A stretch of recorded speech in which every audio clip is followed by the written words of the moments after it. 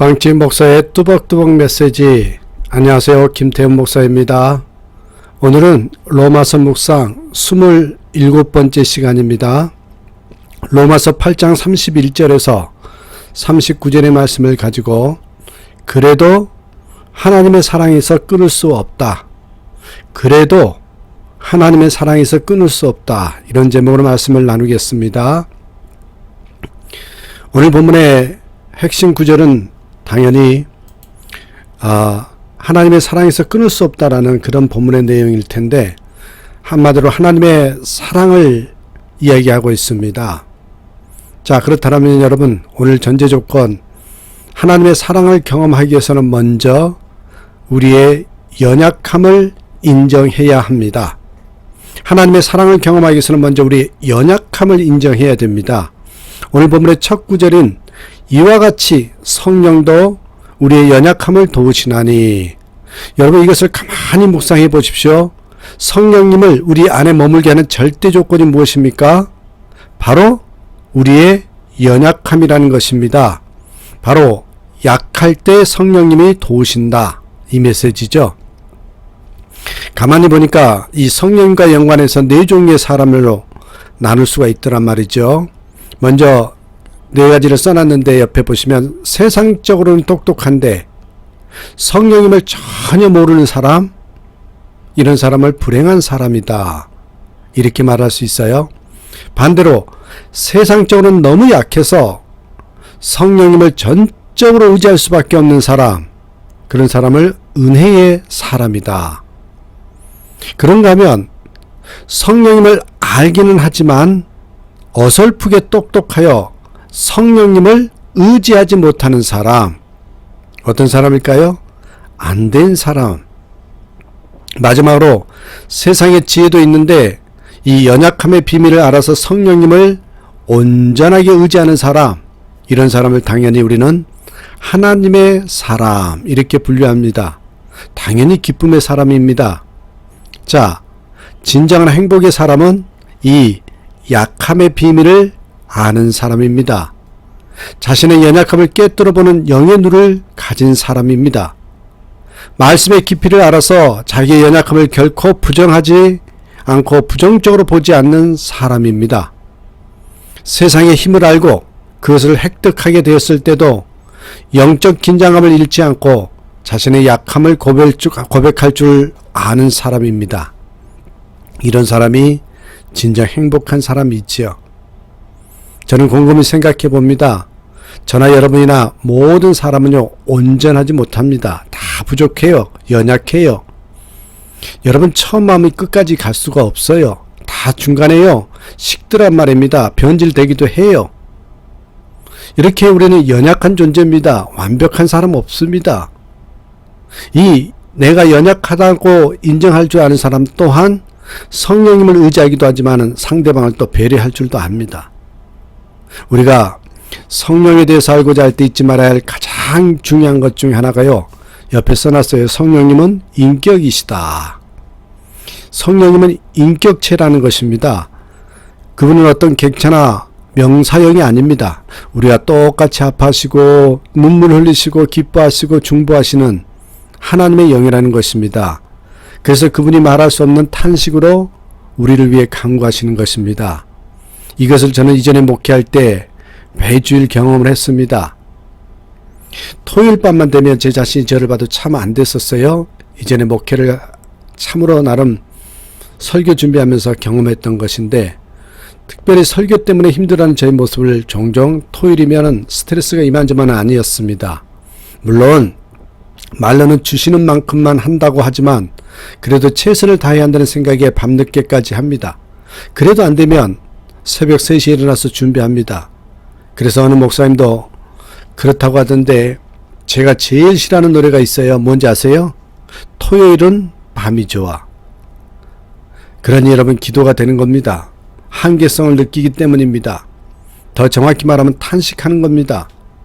참 설교는 준비해도 쉽지 않는 게 설교인 것 같습니다. 정말 나의 부족함, 연약함, 한계성을 느낄 수밖에 없는 게 설교 준비인 것 같아요. 하나님 너무 힘들어요. 꼭 이렇게 해야 합니까? 왜 남들은 쉽게 하는데 저는 어렵습니까? 그런데 그때마다 성령께서 힘을 주셔요. 격려를 주시고 불쌍히 여겨주시고 그래서 말씀이 떠오르게 하시고 또한 이렇게 최선을 다하고 선포하고 나면 후회가 없는, 참으로 그래도 최선을 다했다라는 감동이 밀려올 때가 많습니다. 물론 다 그런 건 아니지만 그런 경우가 많더란 말이죠. 여러분, 그렇습니다. 우리가 이렇게 힘들고 어려워할 때 우리의 탄식 소리를 주님께 올려드릴 때 그 탄식을 들으시고 또한 응답해 주시는 성령님이십니다. 지금까지 은혜로 한 주 한 주 목회했던 것 같습니다. 바로 이런 경우가 오직 성령이 말할 수 없는 탄식으로 우리를 위해 친히 간구하시느니라, 여기에 합당한 예정일 것입니다. 성령님은 인격자이시기에 그분은 모든 것을 알고 계십니다. 우리의 과거를 알고 계시고 지금 우리의 아픔과 우리의 문제를 알고 계십니다. 당연히 우리의 미래를 알고 계시죠. 우리의 미래를 준비하고 계시는 분이십니다. 그분은 또한 우리와 함께 아파하시기도 하고 우리와 함께 기뻐하시기도 합니다. 때로 나 때문에 행복해 하시기도 하고 나 때문에 아파하시기도 합니다.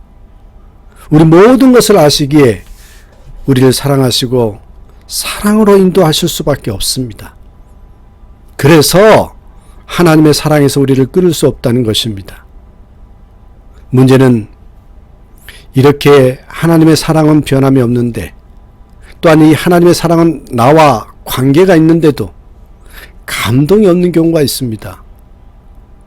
분명히 하나님의 사랑은 변함이 없고 그 하나님의 사랑이 나와 관련이 있는데 감동이 없단 말입니다. 왜 그럴까요? 두 가지입니다. 하나는 확신 부족이요. 또 다른 하나는 여러분 이 부르심의 방향, 부르심의 목적 때문입니다. 이 확신과 부르심의 목적이 합당하느냐에 따라 감동 여부가 결정된다. 이 말씀을 꼭 드리고 싶습니다. 먼저 여러분 우리가 다른 것보다 확신에 대해서 좀 보겠습니다. 영국의 지휘자 레클이라는 분이 계십니다. 이분은 해마다 크리스마스 때가 되면 핸델의 메시아를 연주하곤 했습니다. 한 번은 메시아 오라토리아 중에서 소프라노의 아리나인 내 주는 살아계시고 라는 곡을 소프라노 가수가 부르는데 정확한 음정과 박자, 아름다운 음색과 호흡을 통해서 노래를 부릅니다. 모든 청중들이 잘한다고 생각하면서 듣고 있는데 갑자기 지휘자가 노래를 중단시켜버립니다. 노래 부르던 가수는 말할 것도 없고 오케스트라 단원들, 심지어 청중들까지도 놀라면서 서로 마주 보았습니다. 이때 레클이 가수에게 당신은 정말 주님이 살아계신 것을 믿습니까? 그렇게 질문을 던지는 거예요. 그때 가수는 너무 뜻밖의 질문이라 당하면서 그렇다고 그렇습니다 라고 대답했어요. 레클은 뭐라 그러냐면 그렇다면 그 믿음으로 다시 한번 불러보세요 하면서 지휘를 시작합니다. 소프라노 가수는 그 순간부터 음정, 음색, 호흡, 박자, 감정은 생각지도 않고 오로지 하나님 보좌 우편에 계신 주님을 바라보면서 노래를 불렀습니다. 많은 청중들이 조금 전까지는 참 잘한다고 생각하면서 노래를 들었는데 다시 부르는 노래를 통해서는 너무 감격스러워서 눈물을 흘리면서까지 들었다고 합니다. 같은 사람이 같은 노래를 불러도 보세요. 확신을 가지고 부르는 노래가 감동을 주는 것입니다. 확신에는요 힘이 있습니다. 참 잘한다 해서 여러분 너무 감동적이다로 바뀌는 것이죠. 바로 여러분 이 확신의 차이입니다. 오늘 본문에서 사도 바울은 확신의 내용을 이렇게 얘기합니다. 하나님이 우리를 위하시면 누가 우리를 대적하리요? 자기 아들을 아끼지 아니하시고 내어주신 이가 그 아들과 함께 모든 것을 은사로 주시지 않겠느냐? 의롭다 하시는 이는 하나님이신데 누가 너를 송사하며 정죄할 수 있느냐? 여러분 우리들이 진정 죄와 사망의 법에서 해방된 사람이라면 바울 같은 확신을 가지고 살아야 합니다. 확신을 가지고 사는 것이 곧 믿음입니다. 또한 확신을 가지고 살아갈 때 감사와 감격을 누릴 수 있습니다.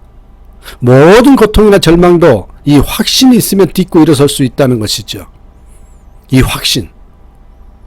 자, 그렇다면 여러분 바울이 고백하는 내가 확신하노니 38절에 내가 확신하노니의 이 확신의 내용은 무엇일까요? 무엇 때문에 확신할까요? 그 세 가지 내용이 나옵니다. 첫째는 뭡니까? 하나님이 우리를 보장하여 주신다. 하나님이 우리를 보장하여 주신다. 35절 보십시오. 누가 우리를 그리스도의 사랑에서 끊으리요? 환난이나 공고나 핍박이나 기근이나 적신이나 위험이나 칼이랴. 그렇게 바울은 고백합니다. 여러분, 환난은 원래 로마시대 곡식을 타작할 때 사용했던 이 트리볼룸이라는 타작기를 가리키는 말이랍니다. 우리나라 말로 하면 일종의 도리깨죠. 땅에 곡식을 깔아놓고 이 도리깨를 힘껏 내리치면 곡식 알들이 전부 떨어집니다. 그래서 여러분, 환난은 마치 신자들을 땅에 눕혀놓고 도리깨로 내리치듯이 호되게 다루는 것을 환난 이렇게 의미합니다. 핍박은 뭡니까? 노골적인 박해죠. 노골적인 박해. 기근, 굶주린 겁니다. 배고픔입니다. 적신, 헐벗음이죠. 옷을 벗겨 수치를 주는 핍박의 한 형태입니다. 여러분, 이형과 칼은 당시에 예수 믿음에 오는 핍박의 한 형태입니다. 못 먹고 광야로 쫓겨났으며 어떤 때는 지하 공동묘지로 숨어야 했습니다. 오죽했으면 36절에 보면 도살장에 끌려가는 양 같다고 표현했겠습니까? 바울도 고난을 몸소 겪었던 사람이었습니다. 그가 당했던 환난은 말로 다 할 수가 없었습니다. 여러 번 감옥에 갇혔습니다. 매도 수없이 맞았습니다. 태장으로 맞았습니다. 돌로 맞기도 했습니다. 가는 곳마다 핍박이 있었습니다. 가는 곳마다 위험이 도사리고 있었습니다. 어디서나 칼이 생명을 위협했던 그의 삶. 그러나 바울은 결코 두려워하지 않았습니다. 그것은 미래에 대한 하나님의 보장을 확신하고 있었기 때문입니다. 하나님이 보장해 주신다. 이 확신이 있었기 때문에. 추운 겨울날 무디 목사님의 예화를 한번 들어볼게요. 추운 겨울날 무디 목사님은 어린 딸과 함께 공원으로 산책을 나갔습니다. 무디 목사님은 눈 쌓인 길을 가며 어린 딸이 넘어질까 염려가 되어서 손을 붙잡아 주려고 했습니다. 그러나 딸은 싫어요. 나 혼자 걸을 수 있어요. 말하면서 혼자 앞서 나아갔습니다. 그러나 무디의 눈에는 금방 넘어질 듯 이태로워 보였습니다. 얼마 가지 않아 딸은 엉덩방아를 찢고 말았습니다. 그것 보렴. 아빠가 붙잡아 준다고 하지 않았니? 딸은 그제서야 그러면 이 손가락 하나만 잡아주면 갈 수 있어요 라고 말하면서 손가락 하나만 밀었습니다. 무디는 딸의 손가락 하나를 잡았습니다. 그러나 몇 발자국 가지 못하고 다시 눈길에 넘어지고 말았습니다. 딸은 고통스러운 얼굴로 아빠에게 말합니다. 아빠, 이제는 꼭 잡아주세요. 무디는 이 큼지막한 손으로 딸의 조그만 손을 꽉 붙들었습니다. 딸이 넘어지려는 순간마다 꼭 붙들어 주었습니다. 그 이후로는 한 번도 눈길에 넘어지지 아니했습니다.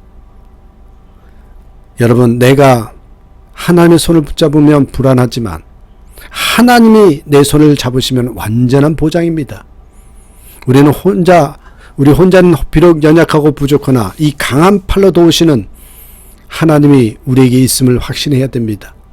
여러분, 요한복음 15장 13절에 분명히 얘기합니다. 우리가 하나님의 손을 붙잡고 있는 것이 아니라 하나님이 나의 손을 붙잡고 계신다는 것.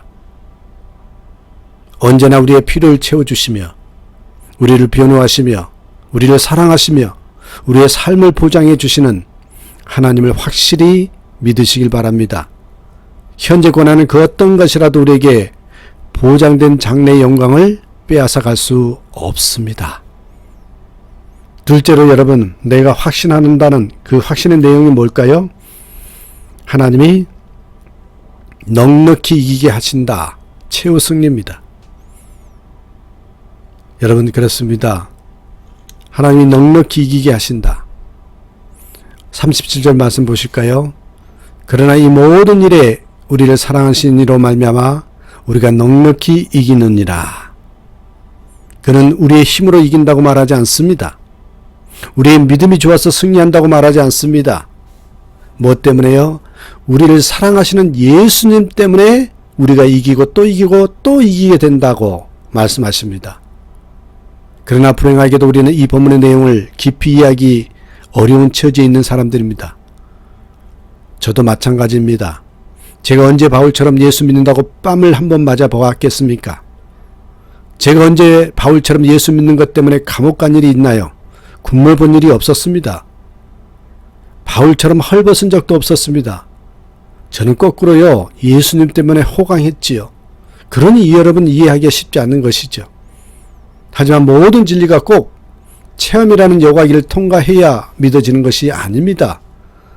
진리 그 자체가 확실하기 때문에 우리 표에서는 무조건 받아야 합니다. 예수님의 사랑이 지니는 힘, 사랑의 예수님이 주시는 능력은 천하무적입니다. 아무리 핍박이 무서워도 예수님의 사랑만큼 강하지 못하다는 것입니다. 그러기에 현재 고난을 두려워할 필요가 없습니다. 우리는 그 모든 것을 넉넉히 이겨낼 수 있습니다. 우리를 사랑하시는 하나님으로 말미암아 이겨내는 것입니다. 하나님께서 우리와 함께 하시며 사랑으로 돌봐주시니 어떤 고난도 넉넉히 이겨낼 수 있습니다. 여러분, 이것은 겨우 이기는 것이 아닙니다. 가까스로 이겨내는 것이 아닙니다. 이기고도 남는 것입니다. 넉넉히 이겨냅니다. 이와 같은 확신을 가진 바울은 육체에 있는 가시까지도 괴로워하지 않았습니다. 오히려 그것을 기뻐했습니다. 오히려 그것을 자랑했습니다. 오히려 그것으로 인해서 하나님께 감사하다고 고백했습니다. 이것이 바로 여러분 넉넉히 이기는 자의 모습입니다. 넉넉히 이기는 자의 확신입니다. 마지못해서 고난과 고통을 견뎌내는 것이 아니라 이 승리를 향한 확신으로 오히려 기뻐하고 감사하고 자랑할 수 있는 승리의 삶을 사시기 바랍니다. 마틴 루터는 종교개혁을 추진하면서 수없는 이혼과 박해에 직면했습니다. 그때마다 루터는 책상 위에 손가락으로 하나님은 살아계시다, 하나님은 살아계시다 라는 말을 반복해서 썼다고 합니다. 비록 아무런 힘도 능력도 없는 나약한 존재이지만 하나님께서 살아계시다는 사실에 의지하였던 것이죠. 모든 사람이 교황편이고 모든 상황과 조건이 불리하게 돌아가고 있어도 루터는 힘과 능력의 원천이 무엇인지를 알고 있었습니다. 그것은 승리케 하시는 하나님이셨습니다. 이 종교개혁의 승리는, 종교개혁의 승리의 뿌리는요, 하나님은 살아계시다, 이 하나님을 향한 루터의 확신 위에서 가능할 수 있었던 것입니다. 살아계신 하나님, 그 하나님이 지금 저와 여러분의 하나님이십니다. 그러기에 최후 승리를 믿으시고 기뻐하시기를 간절히 축원합니다. 세 번째로 여러분, 하나님의 사랑에서 끊어지지 않는다는 것입니다. 내가 확신하노니 그 확신의 내용이 뭐예요? 하나님의 사랑에서 끊어지지 않는다. 자, 38절과 39절을 통해서 사도 바울은 하나님의 사랑에 대한 확신을 선포합니다. 내가 확신하노니 사망이나 생명이나 천사들이나 권세자들이나 현재일이나 장래일이나 능력이나 높음이나 깊음이나 다른 아무 피조물이라도 우리를 우리 주 그리스도 예수 안에 있는 하나님의 사랑에서 끊을 수 없느니라. 환난 속에서도 변함없는 하나님의 사랑, 공고와 핍박과 기근과 적신과 이연과 칼 속에서도 여전히 함께 하시는 하나님의 사랑을 확신하고 있었던 것입니다. 현재 그 무엇도 우리를 하나님의 사랑에서 결코 끊을 수 없음을 확신해야 합니다. 현재 그 누구도 우리 주 예수 그리스도 안에 있는 하나님의 사랑에서 결코 끊을 수 없습니다. 어떤 분이 임종하게 되었습니다. 그는 로마서 8장의 말씀을 펼쳐달라고 말합니다. 그리고 손가락을 모아서 8장 마지막 부분에 있는 내가 확신하노니, 내가 확신하노니 라는 말씀에 놓아달라고 부탁합니다. 가족들은 그의 손가락을 로마서 8장 38절 위에 올려주었습니다. 그는 그 말씀을 읽어달라고 합니다.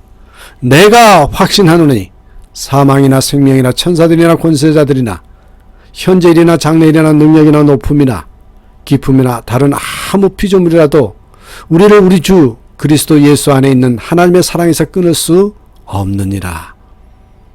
죽음조차도 그를 향하신 하나님의 사랑에서 끊을 수 없다는 말씀을 드리면서 그는 평안히 눈을 감았다고 합니다.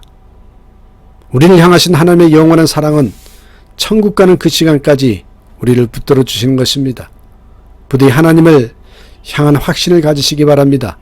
어떤 고난도 두려워하지 마시길 바랍니다. 어떤 상황에도 이기게 하시는 승리의 확신을 가지시길 바랍니다. 자, 그렇다면 확신에 이르는 삶이 되기 위해서는 어떻게 해야 할까요? 확신에 이르는 삶이 되기 위해서는 어떻게 해야 될까요? 추구하는 방향이 분명해야 합니다. 신앙생활을 하면서 중요한 것은 늘 말씀드립니다만 방향입니다. 방향이 잘못되어 있는데 열심히 신앙생활을 하면 악하고 충성된 종이 됩니다. 방향은 악한데 거기에 열심히 하는 거, 그것은 자기만 죽는 것이 아니라 다른 사람도 공동체도 죽이게 되잖아요. 그렇다면 여러분, 확신에 이르는 올바른 방향은 무엇일까요? 34절 봅니다.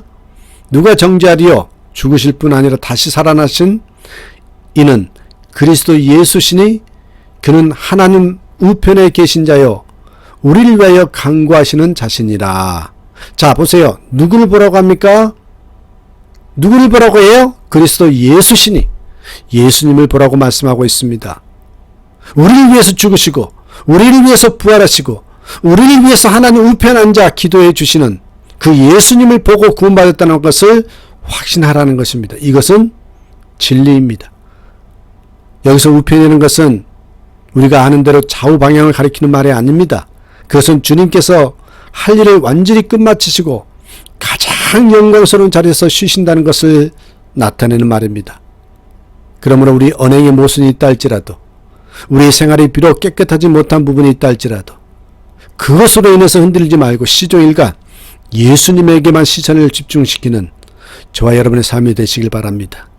그래서 주님을 바라보면 확신이 생기거든요. 말씀을 붙들면 확신이 생기거든요. 내 감정으로 작동하지 마십시오.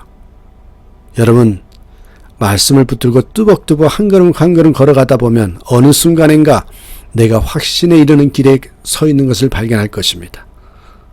이렇게 확신 가운데 거하는, 그래도 어떠한 것도 하나님의 사랑의 소리를 끊을 수 없다는 것을 믿고 당당히 기뻐하고 승리하고, 또한 하나님이 나와 함께 하신다, 나는 행복하다, 나는 예수 안에서 기쁘다라고 고백하는 저와 여러분의 삶이 되기를 간절히 축원합니다. 감사합니다.